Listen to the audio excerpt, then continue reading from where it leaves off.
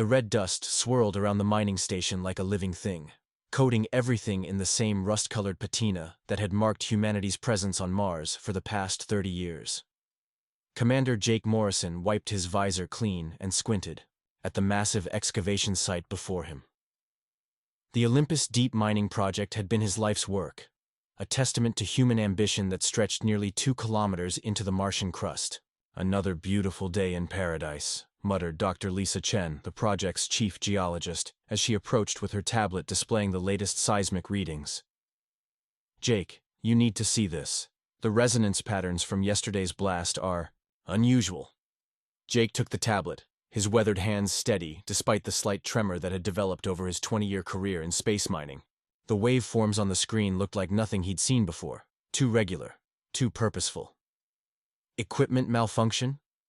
That's what I thought initially. But Tom ran diagnostics twice. Everything's functioning perfectly. Lisa's voice carried an edge of excitement mixed with concern. "Jake, this isn't geological.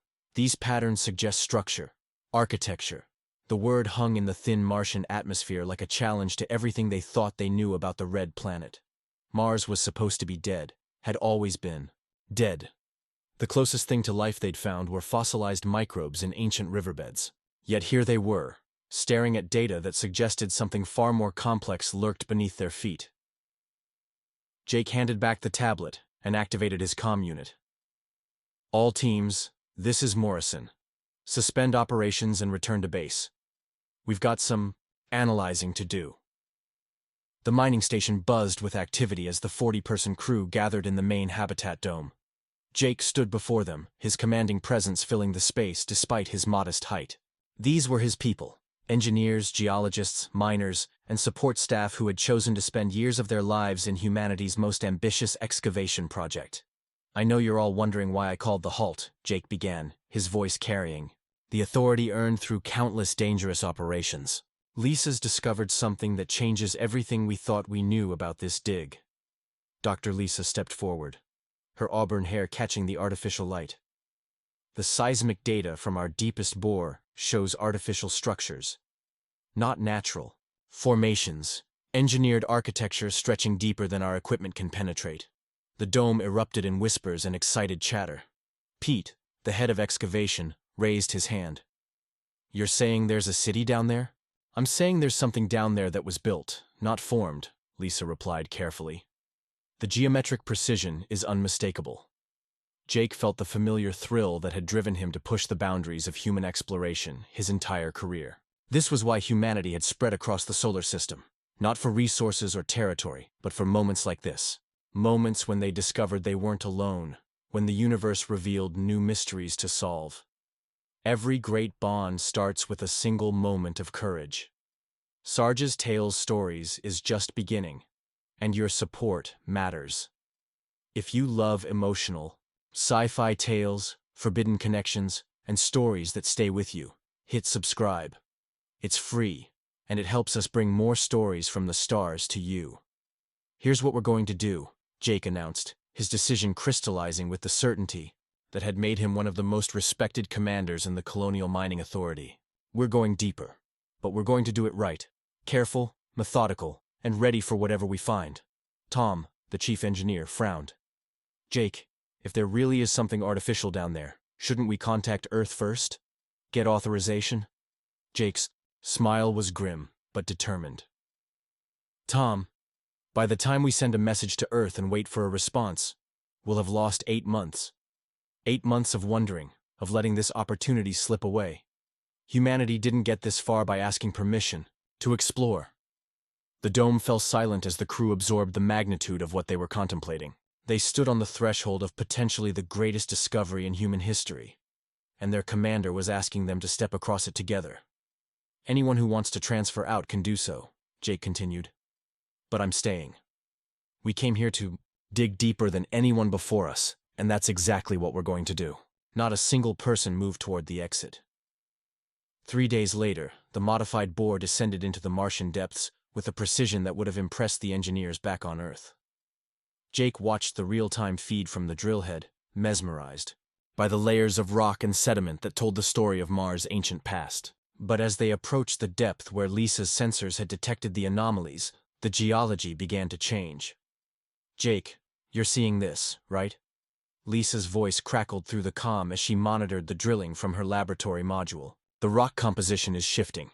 We're hitting materials that shouldn't exist at this depth." The drill head's camera revealed walls that grew increasingly smooth and artificial looking. What had started as rough Martian bedrock was giving way to surfaces that showed clear signs of intentional shaping. The bore samples contained metals and alloys that didn't match anything in the standard geological surveys. "Depth now at 2.3 kilometers, reported Tom from the drilling control station. "But Jake, I'm getting some weird readings. The drill resistance suggests we're about to break through into a hollow space." Jake felt his pulse quicken. "How big?" "Can't tell yet, but the sonar is bouncing back echoes that suggest... well, it suggests something massive." The entire mining station seemed to hold its breath as the drill pushed through the final layer of material. Then, suddenly, the resistance vanished entirely. The drill head plunged forward into open space, its lights illuminating what appeared to be an enormous chamber. "Holy mother of..." Pete's voice trailed off as the camera feed revealed the impossible. They were looking at a vast underground city. Spires and structures stretched beyond the range of their lights, carved from the living rock with a precision and artistry that surpassed anything humanity had ever achieved. The architecture was alien, yet somehow familiar, as if it followed principles of engineering that transcended species but remained grounded in mathematical perfection. "This is impossible," whispered Dr. Ray Kim, the team's archaeologist. "Mars has been dead for billions of years. Even if life had evolved to this level, there should be no trace left after so much time." But Lisa was already shaking her head as she analyzed the atmospheric readings from the chamber. "Ray, you're not going to believe this. The air down there, it's not just stale atmosphere. There are trace gases that suggest active processes. This place isn't just preserved. Parts of it might still be functioning." Jake stared at the feed, his mind racing through the implications. If this civilization had survived somehow, buried beneath the Martian surface for eons, then humanity's expansion into the solar system had just become infinitely more complicated. But there was something else, something that nagged at the edge of his consciousness as he studied the architectural patterns. "Lisa, can you enhance the image of that central structure, the tall one with the spiral design?" The image sharpened, revealing intricate carvings and symbols that seemed to pulse with their own inner light. Jake's breath caught in his throat as recognition dawned. He'd seen similar patterns before, in the deepest archaeological sites on Earth. Sites that predated known human civilization by tens of thousands of years. "Commander," came a voice from the communication station. "We're receiving a signal." Jake spun around. "From Earth?" "No, sir. From below. From the chamber." The signal was unlike anything in their databases. A complex pattern of electromagnetic pulses that seemed to respond to their presence. As the drill head's lights swept across the underground city, the signals grew stronger, more insistent. "It knows we're here," Lisa said quietly. "Whatever's down there, it's aware of us." Jake made a decision that would haunt him for the rest of his days. "Prepare a descent team. We're going down." "Jake, that's insane," Tom protested. "We don't know what's down there. The atmosphere readings could be wrong. The whole place could be a tomb full of deadly gases or worse. Or it could be the greatest discovery in human history," Jake countered. "Tom, our species didn't conquer space by playing it safe.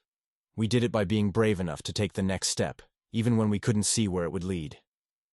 The signals from below grew more complex, forming patterns that almost seemed like language, urgent, welcoming, and somehow desperate, as if whatever waited in the depths had been alone for far too long and was calling out to kindred spirits. "I'll take a small team," Jake decided. "Lisa, Ray, and Pete. The rest of you maintain the station and be ready to extract us if things go wrong." But as they prepared for descent, none of them could shake the feeling that they were about to uncover something that would change not just their understanding of Mars, but their understanding of humanity's place in the universe. The signals from below continued their alien song, and Jake couldn't help but wonder if they were walking into a trap or toward a destiny that had been waiting for them since before Earth's children first looked up at the red planet and dreamed of walking on its surface. The descent module dropped through the bore shaft like a stone into the abyss, its occupants pressed against their seats as they plummeted toward the impossible city below. Jake gripped his harness as the lights of the underground chambers grew brighter, revealing details that defied every assumption they'd held about Mars's history. "Atmospheric readings are stable," reported Lisa, her voice tight with concentration. "Oxygen levels are actually higher than our surface readings. Whatever's maintaining this environment has been running for a very long time." The descent module touched down on what appeared to be a landing platform, its surface marked with symbols that seemed to glow faintly in response to their arrival. As the four humans stepped out onto the alien ground, their helmet lights revealed a city that stretched beyond imagination. Buildings that soared into the darkness above, connected by bridges and walkways that defied conventional engineering. "Craftsmanship is incredible," Ray whispered, running his gloved hand along a nearby wall. "Look at these joints. No mortar, no welds. It's like they grew these structures from the rock itself." But it was Pete who made the discovery that stopped them all in their tracks. "Commander, you need to see this." He was standing before a massive wall covered in carvings, his light illuminating scenes that told a story older than human civilization. The images showed beings that might have been human, or close enough to human that the difference was hard to discern. They were fleeing something, a darkness that seemed to pour across the carved landscape like a living shadow. "These aren't Martians," Ray said, his voice filled with awe and growing dread. "These are us. These are humans." Jake studied the carvings more carefully, his archaeological training from his early career helping him decode the visual narrative. The story was clear. A human civilization, far more advanced than anything in Earth's historical record, had faced some catastrophic threat. The final panels showed ships, not unlike their own spacecraft, carrying refugees away from Earth toward the Red Planet. "This is impossible," Lisa breathed. "Human civilization is only a few thousand years old. We have archaeological evidence going back maybe 10,000 years at most. This suggests a spacefaring human culture that predates everything we know." But the signals they detected from the surface were growing stronger, and now they seemed to be emanating from the heart of the city. Jake made the decision to follow them deeper into the complex, past buildings that showed signs of both incredible age and impossible preservation. The source of the signals turned out to be a central structure that resembled a cathedral more than anything else. A soaring space filled with crystalline formations that pulsed with bioluminescent light. At its center stood a device that could only be described as a beacon, its surface covered in the same symbols they'd seen throughout the city. "It's beautiful," Lisa said, approaching the beacon with scientific curiosity overriding caution. "The energy readings are off the charts, but it's stable. This thing has been broadcasting for..." "Jake, the power source readings suggest it's been active for at least 50,000 years." As Lisa ran her scanners over the beacon, the device responded by projecting a holographic display that filled the cathedral space. The images showed Earth as it had been in the distant past, but not the Earth of geological history. This was an Earth with cities, with a human civilization that had achieved interstellar travel before recorded history began. The hologram shifted, showing the arrival of something from deep space, a presence that consumed worlds, that turned thriving civilizations into empty husks. Jake watched in horror as the images depicted humanity's desperate struggle against an enemy that seemed to be made of living darkness. "They ran," Ray said, quietly. "Our ancestors. They ran from Earth when this thing arrived. Some came here to Mars. Others must have scattered across the galaxy." The hologram continued its story, showing the final evacuation of Earth. But the last images were the most chilling of all. They showed the survivors sealing something away, burying it deep beneath Earth's surface using technology that made their current achievements look primitive. They didn't just run, Jake realized. They fought back. They trapped it. The beacon's signals suddenly changed, becoming urgent, almost panicked. New images flooded the holographic display, recent images. Earth as it was now, with humanity's modern cities and space programs. And deep beneath the surface, something stirring. Something waking up. "Oh no," Lisa whispered, understanding dawning in her voice. "Our mining operations, our deep drilling projects, our geothermal plants, we're digging deeper than ever before. We're approaching the depths where our ancestors buried this thing." The beacon's message became clear. It was a warning system, left by their ancient predecessors to alert any surviving humans when the prison they'd built began to fail. The signals had been trying to reach Earth for decades, but Mars's distance and the complexity of the message had made it impossible to get through until now. Until humanity had come to Mars and dug deeply enough to find the beacon that their ancestors had left for them. "We have to warn them," Jake said, the weight of responsibility settling on his shoulders like a physical burden. "We have to tell Earth what's coming."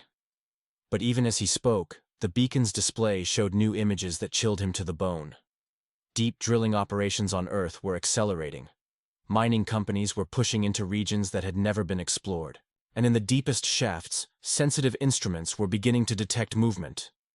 The thing their ancestors had buried was stirring, and humanity was about to wake it up. The emergency transmission to Earth took 18 minutes to cross the void between planets, but Jake knew the response would take much longer. How do you convince the colonial authority that humanity's greatest threat wasn't alien invasion or environmental collapse, but something their own species had buried beneath Earth's surface 50,000 years ago? "The message is away," reported Tom's voice through the comm system. "But Jake, you know how this is going to sound to them. Ancient human civilization, buried monster, Mars warning beacon. They're going to think we've been breathing too much recycled air." Jake stared at the holographic display that continued to show Earth's deep mining operations. The beacon had somehow tapped into Earth's communication networks, displaying real-time data about drilling projects from the Arctic to the Antarctic. Each new shaft that pushed deeper into the planet's crust was marked with increasingly urgent warning symbols. "They don't have to believe us," Jake replied grimly. "They just have to look at the evidence. Lisa, how complete is the data the beacon is providing?" Dr. Lisa worked frantically at her portable analysis station, trying to decode the flood of information the ancient device was sharing. "It's incredible, Jake. This thing has access to seismic data, geological surveys, even satellite imagery. Our ancestors built this warning system to monitor Earth from Mars. It's been watching our planet for 50 millennia, waiting for us to dig too deep." Ray knelt beside one of the carved walls, photographing the detailed pictographs that told the story of humanity's forgotten past. "Look at this sequence," he called out. "It shows the burial process. They didn't just trap this thing. They built an entire containment system. Multiple layers, each one designed to hold it for thousands of years." The images showed massive construction projects, underground cities built not for habitation but for imprisonment. Jake realized he was looking at the greatest engineering project in human history, one that had been deliberately erased from memory to prevent future generations from accidentally undoing their ancestors' sacrifice. "But why didn't they just destroy it?" Pete asked, studying the carvings over Ray's shoulder. "If they had the technology to build all this, why not finish the job?" The beacon answered that question by projecting new images, failed attempts, to destroy the entity. Whatever their ancestors had faced, it was beyond conventional destruction. The best they could do was contain it, seal it away, and hope that future generations would be wise enough to heed their warning. "Because it's not just alive," Lisa said, her voice filled with growing dread as she interpreted the beacon's data. "It's intelligent. It learns. Every time they tried to destroy it, it adapted. The only solution was to bury it so deep, with so many layers of containment, that it would remain dormant indefinitely." The holographic display shifted to show Earth's current deep mining operations with terrifying clarity. 3 separate projects were approaching critical depths. The Mariana Trench Deep Core Project, the Antarctic Ice Sheet Mining Operation, and the Sahara Geothermal Initiative. All 3 were digging into regions that the beacon marked as containment zones. "How long do we have?" Jake asked, though he dreaded the answer. Lisa's calculations were grim. Based on current drilling rates and the beacon's warning thresholds, the first containment layer will be breached within 6 months, maybe less. The weight of that knowledge settled over the team like a shroud. They were 43 million miles from Earth, watching helplessly as their species approached a catastrophe that made nuclear war look like a minor inconvenience. But Jake had spent his career solving impossible problems, and he wasn't about to give up now. "There has to be more," he said, studying the beacon with renewed intensity. "Our ancestors didn't just build a warning system. They were too smart for that. They would have left us tools, weapons, something to fight back with. As if responding to his thoughts, the beacon's display changed again. This time it showed not Earth, but Mars. Not the Mars they knew, but Mars as it had been in the distant past. A blue world with oceans and forests. A thriving colony that had been humanity's backup plan. The images showed the transformation of Mars from a garden world to the desert planet they now inhabited. They terraformed Mars, Ray whispered in amazement. Our ancestors turned Mars into a habitable world, and then they sacrificed it, Lisa finished, understanding dawning in her voice. They used Mars's entire biosphere as a power source for the containment system on Earth. That's why Mars is dead. They killed their new world to keep the old one safe. The beacon projected new technical specifications, showing a vast network of underground installations that connected the two planets. The containment system wasn't just on Earth. It was a solar system-wide project that had required the resources of multiple worlds to build. The installation, Jake said, pieces of the puzzle falling into place. This city isn't just a refugee camp or a warning station. It's a control center. The beacon isn't just monitoring Earth's containment system. It's part of it.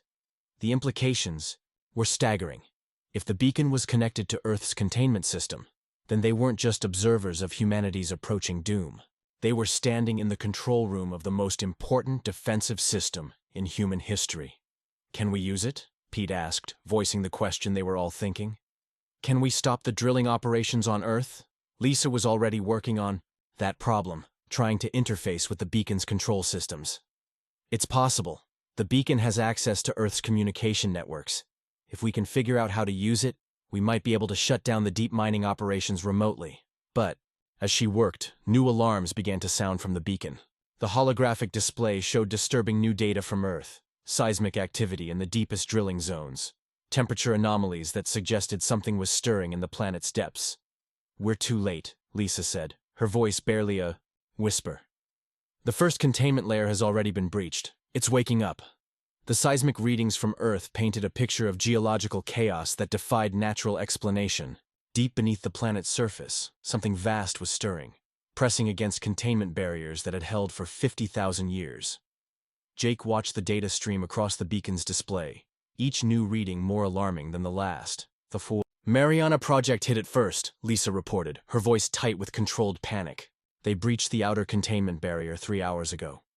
The drilling crew reported equipment malfunctions, then complete communications blackout. The beacon's holographic display showed the mining platform in the Pacific, now dark and silent on the surface of the deepest ocean. But beneath it, the readings suggested movement on a scale that boggled the mind. Something the size of a small city rising through the layers of containment that had held it prisoner for millennia. What about the other sites? Jake asked, though he dreaded the answer.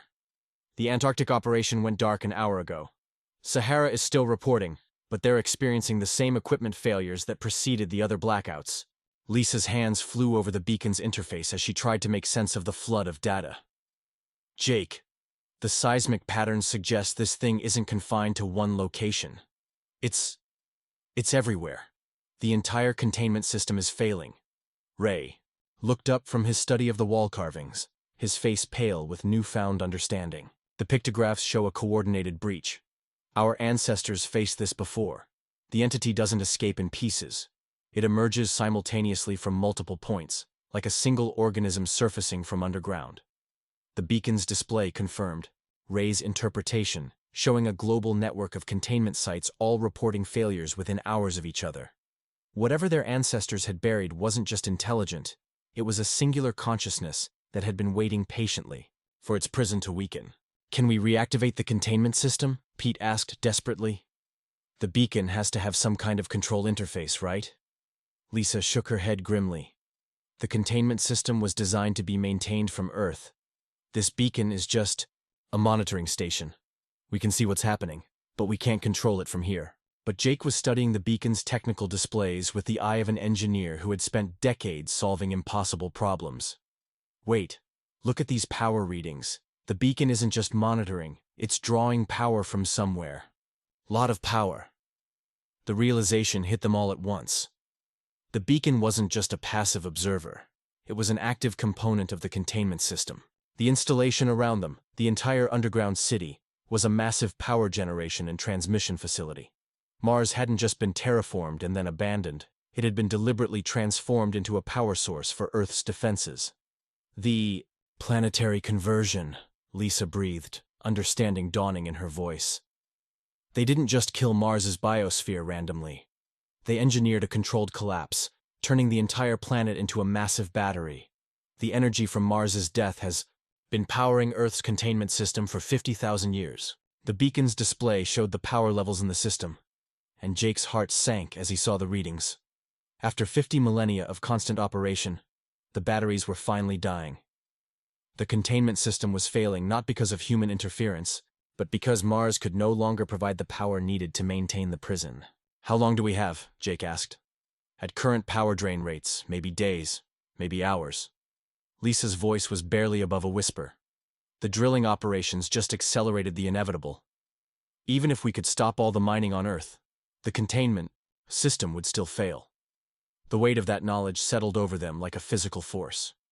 They were witnessing the end of the greatest engineering project in human history, and with it, potentially the end of human civilization itself. But Jake had not survived 20 years in the most dangerous profession in the solar system by accepting defeat. "There has to be another way," he said, studying the beacon's interface with renewed intensity.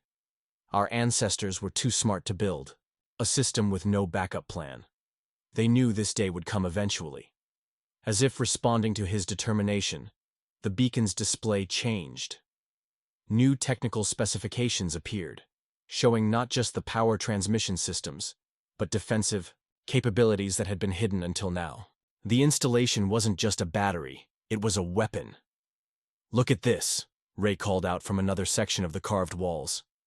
"This sequence shows the final battle. Our ancestors didn't just imprison this thing, they found a way to hurt it. These symbols, they're showing some kind of directed energy weapon." The beacon confirmed Ray's interpretation, displaying schematics for a massive orbital weapon system. The installations on Mars weren't just power sources, they were focusing arrays for a weapon that could target Earth with surgical precision. "They built a gun," Pete said in amazement. "A planetary-scale weapon aimed at Earth." "Not just a weapon," Jake corrected, studying the technical specifications. "A scalpel. Look at these targeting systems. They're designed to strike specific, underground locations with pinpoint accuracy. They can target the entity without destroying the planet. But the weapon system required massive amounts of power to operate, more than the dying Martian installations could provide." The beacon's displays showed power requirements that would drain the remaining energy reserves completely, leaving Mars a truly dead world. "It's a one-shot weapon," Lisa realized. "We can use it once, maybe twice, but after that the power systems will be completely drained. Mars will be truly dead, and Earth will be defenseless." Jake stared at the beacon's interface, weighing the ultimate decision.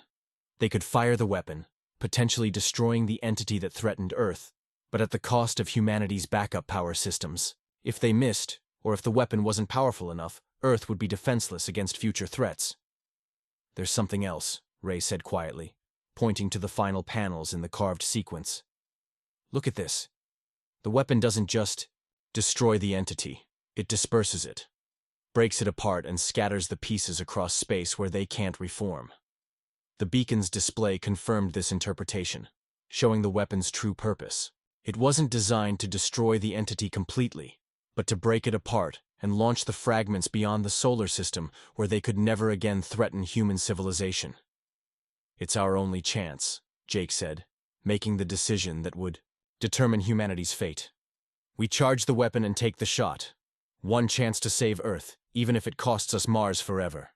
As the team began the process of activating the ancient weapon system, the beacon's displays showed the situation on Earth growing more desperate by the hour. The entity was rising through the final layers of containment, and soon it would break, free into a world completely unprepared for what was coming. The battle for humanity's survival was about to begin, and it would be fought from the dead world of Mars by 4 humans who had stumbled upon the greatest secret in the solar system. The activation sequence for the planetary weapon was unlike anything Jake had ever encountered. The beacon's interface responded to touch, but it also seemed to read their intentions, their very thoughts. As his hands moved across the crystalline controls, The entire installation began to hum with power that had been dormant for millennia. Power. Levels are rising, Lisa reported, her voice filled with awe as she monitored the energy readings. Jake, this is incredible. The weapon is drawing power from the planetary core itself. They didn't just use Mars' biosphere as a battery. They tapped into the planet's molten heart. Throughout the underground city, ancient machinery came to life. Lights that had been dark for 50,000 years began to glow, and the air itself seemed to vibrate with barely contained energy.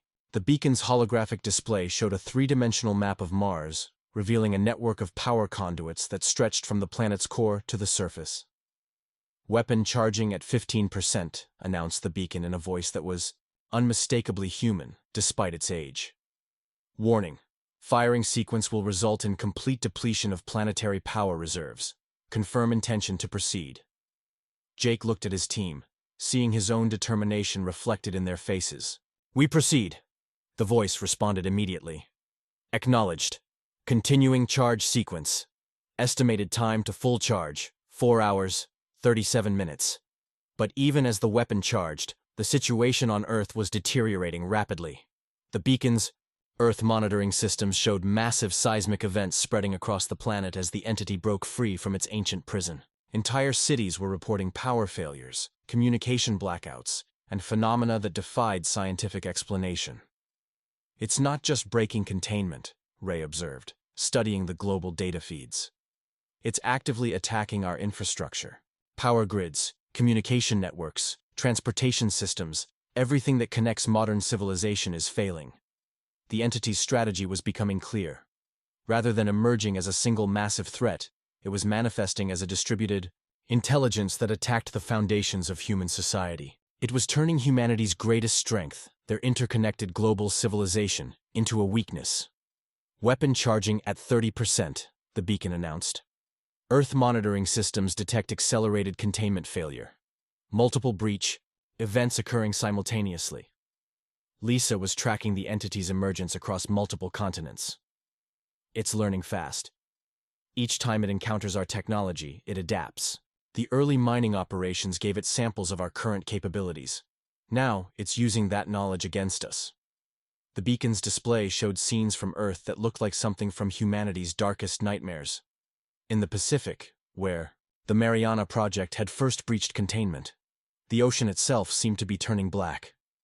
Satellite images showed a darkness spreading outward from the drilling site, consuming everything in its path. "The Antarctic breach is even worse," Lisa continued. "The entire ice sheet is destabilizing.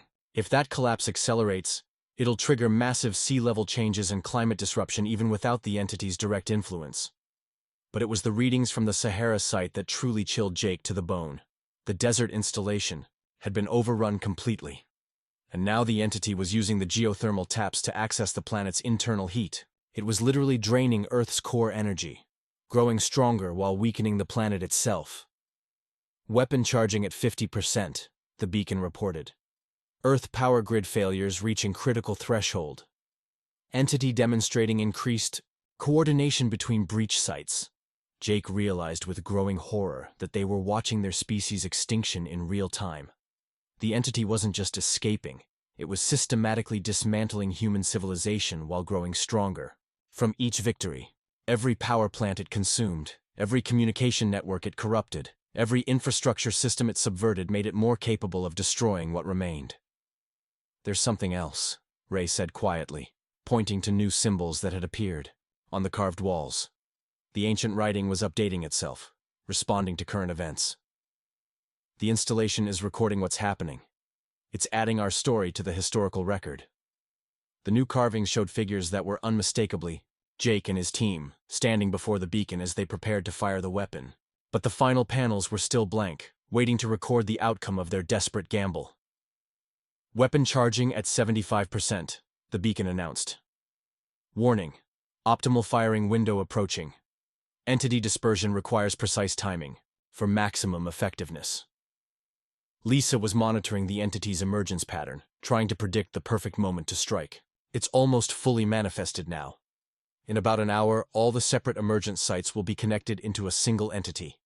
That's when we need to fire, when it's most concentrated and vulnerable. The weight of the moment settled over them, like a physical force. They were 4 humans, standing in an ancient installation on a dead world, preparing to fire a weapon that would determine the fate of their entire species. The irony wasn't lost on Jake. Humanity's salvation depended on technology they'd forgotten they'd ever possessed. Weapon charging at 90%, the beacon reported. Final targeting calculations in progress.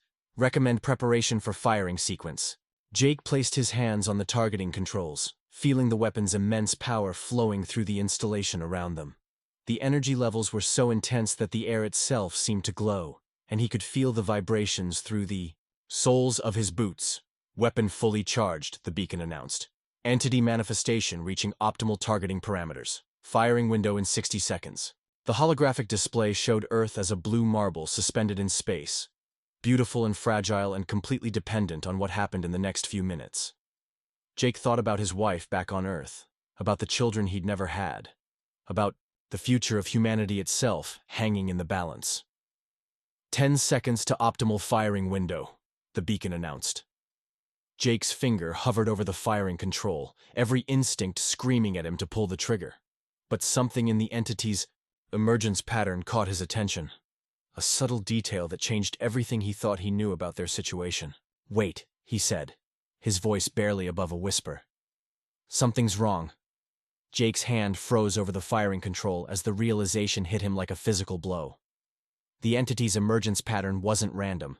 It was deliberately creating the optimal conditions for the weapon to destroy it. Every breach site, every manifestation point, every strategic move the entity had made was designed to concentrate its essence into the perfect target. "It wants us to fire," he said, his voice filled with dawning horror. "This isn't an escape, it's a trap." Lisa looked up from her monitoring station, confusion evident in her voice. "That's impossible. Why would it want to be destroyed?" But Ray was already studying the wall carvings with new understanding, his archaeological training helping him piece together the true story their ancestors had left behind. "Because it's not trying to escape," he said quietly. "It's trying to reproduce."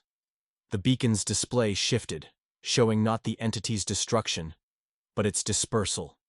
Countless fragments scattered across space, each one carrying the potential to seed new worlds with the same consuming intelligence that had once threatened Earth. The weapon doesn't destroy it, Jake realized. It spreads it. Every fragment that gets launched into space becomes a seed for a new infestation. Our ancestors didn't build a weapon. They built a delivery system. The terrible truth became clear, as the beacon's historical records revealed the full scope of their predecessors' deception. The entity had orchestrated its own imprisonment 50,000 years ago, using humanity's desire to protect Earth to create the perfect conditions for its eventual spread across the galaxy. The drilling operations, the mining projects, even our presence here on Mars. It's all been manipulated, Lisa said, her voice shaking as she understood the scope of the entity's plan. It's been guiding human development for 50 millennia, waiting for us to build the infrastructure it needed to reproduce. The beacon's countdown continued relentlessly. Optimal firing window in 30 seconds. Recommend immediate weapon discharge. But Jake was no longer listening to the ancient system. Instead, he was studying the real message hidden in the wall. Carvings, symbols that Ray had initially missed because they were carved in a different style, added later by survivors who had discovered the truth. "The real humans who built this place," Jake said, his voice gaining strength as understanding dawned. "They weren't our ancestors. They were refugees from another world, another species that had fallen to this thing. They came to our solar system and tried to warn us, but we misunderstood their message." Ray's eyes widened as he traced the newer carvings with his light. "These symbols, they're not showing victory over the entity. They're showing failure. Every world that fired the weapon just spread the infection further." 15 seconds to optimal firing window, the beacon announced, its voice now clearly recognizable as something wearing the mask of human communication. Jake stepped back from the firing controls, his decision crystallizing with the certainty that had guided him through 2 decades of impossible situations. "We're not firing the weapon." "Commander, if we don't act now," Pete started. "If we act now, we doom the galaxy," Jake interrupted. "This thing has been playing a game that spans civilizations. It gets species to build exactly what it needs to spread, then tricks them into using it. We break the cycle here. Lisa was frantically working at her analysis station, trying to find alternatives in the beacon's vast database.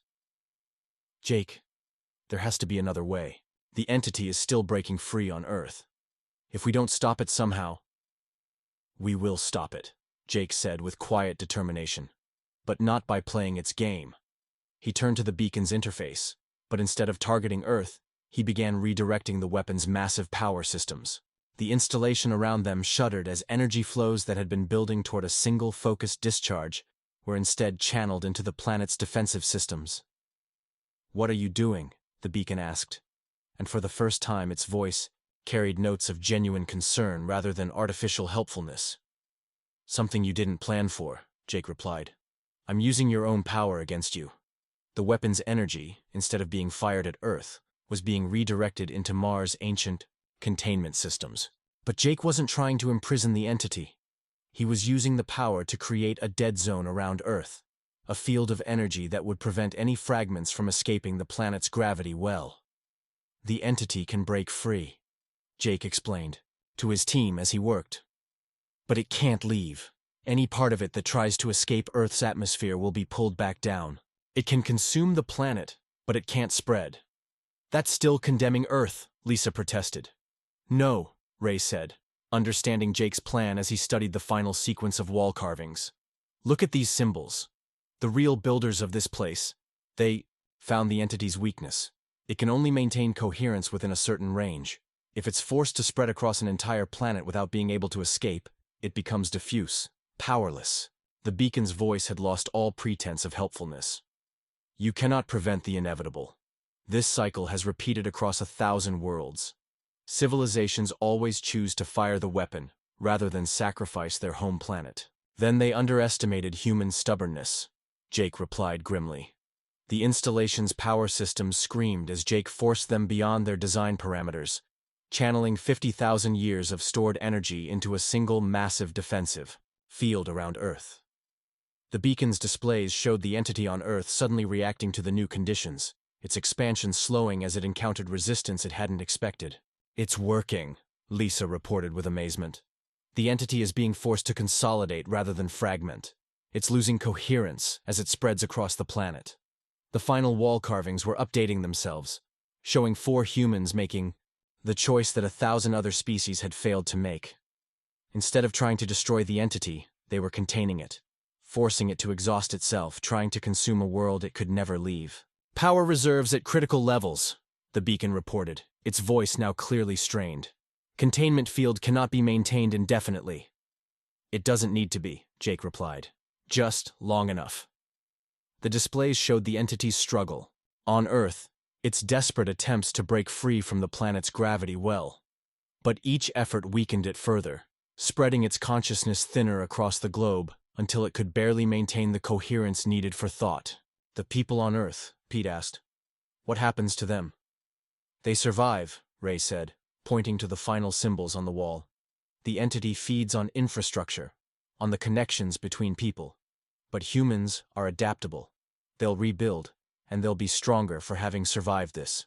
The power levels in the installation were dropping rapidly now, Mars giving up the last of its stored energy to maintain Earth's protective field. But the beacon's Earth monitoring systems showed the entity's activity decreasing as it exhausted, itself trying to escape. "Field generators at 20% power," the beacon reported. "How much longer?" Jake asked. Lisa checked her calculations. "Based on the entity's energy expenditure rate, maybe 6 more hours. If the field holds that long, the entity will be too diffuse to maintain consciousness." The installation around them was dying, its lights dimming as 50 millennia of stored power flowed into the protective field around Earth. But Jake felt no regret as he watched Mars sacrifice itself one final time to save humanity's homeworld. 10% power remaining," the beacon announced. The wall carvings showed their final scene. 4 humans standing in darkness as their makeshift solution succeeded where 1,000 other species had failed. Not through superior technology or ancient wisdom, but through the simple human refusal to accept that some problems couldn't be solved. "Field generators failing," the beacon reported. Entity activity on Earth approaching zero threshold.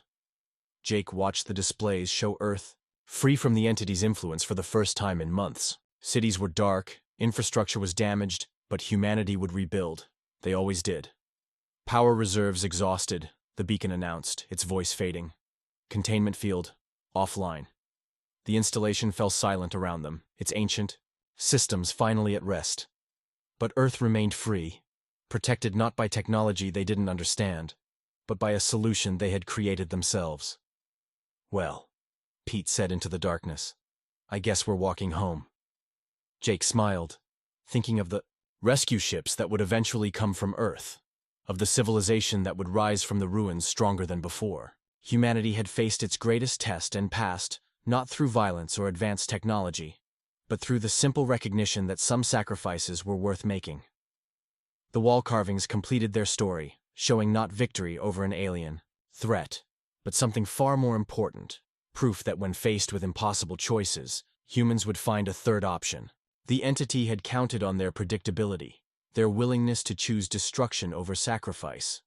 It had underestimated the species that had clawed its way from caves to stars, on the strength of refusing to accept that anything was truly impossible. Outside, the Martian dawn was breaking over a world that had given everything to save another. And in the darkness of the ancient installation, 4 humans sat quietly, knowing they had earned their place among the stars not through conquest, but through the kind of stubborn heroism that had always defined their species.